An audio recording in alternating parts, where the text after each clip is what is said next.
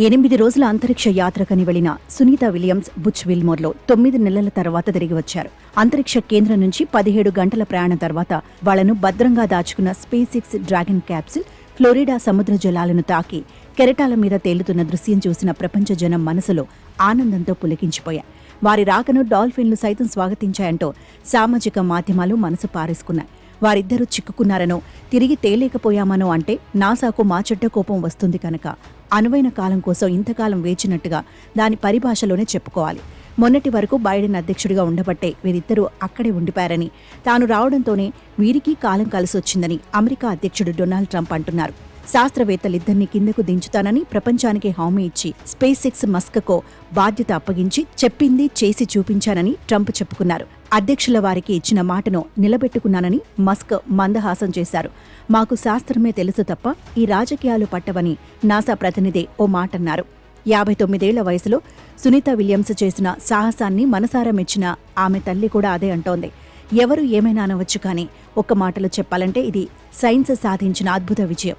యావత్ శాస్త్ర ప్రపంచం సంబరాలు చేసుకోవాల్సిన సందర్భం. అంతరిక్ష పరిశోధనలకు, ప్రయోగాలకు మరింత శక్తిని, యుక్తిని, సమధికోత్సాహాన్ని అందించిన ఘట్టం.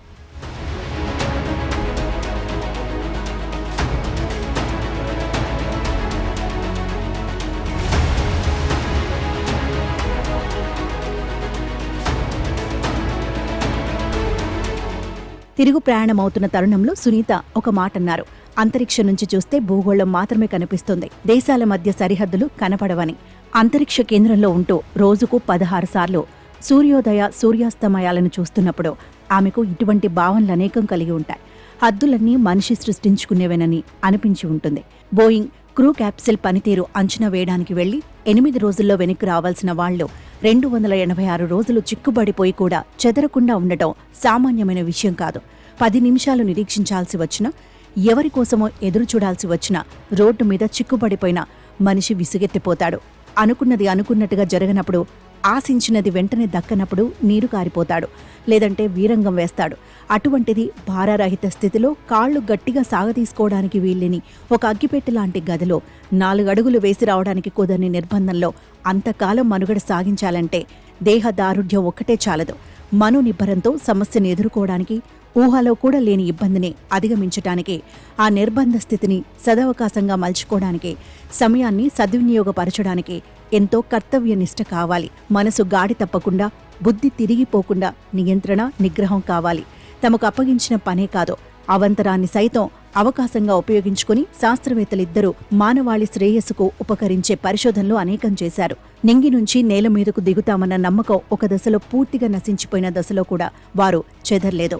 ఇరువురి ఆరోగ్యం బాగా పాడైపోయిందంటూ కొంతకాలంగా వచ్చిన వరుస విశ్లేషణల్లో ఎంత నిజం ఉన్నదో తెలియదు, కానీ ఇంతకాలం ఆకాశాన ఉండిపోయినందుకో సమస్త అవయవాలు దుష్ప్రభావాన్ని చవిచూడటం సహజం. అయినా నీటి మీద వాలిన అనంతరం క్యాప్సిల్ తలుపులు తెరుచుకోగానే ఆ శాస్త్రవేత్తల్లో వీసమెత్తు విచారం కాని, బాధలు, భావోద్వేగాలు కాని కనబడలేదు. చెరగని ఆ చిరునవ్వులు, విజయ చిహ్నాలు, కళ్లలో కాంతులో, చక్కని పలకరింపులో చరిత్రలో నిలిచిపోతాయి. సురక్షితంగా భువికి దిగి వచ్చిన శాస్త్రవేత్తలు సంపూర్ణ ఆరోగ్యంతో, పరిపూర్ణమైన ఆయుష్తో ఆనందంగా ఉండాలని కోరుకుందాం.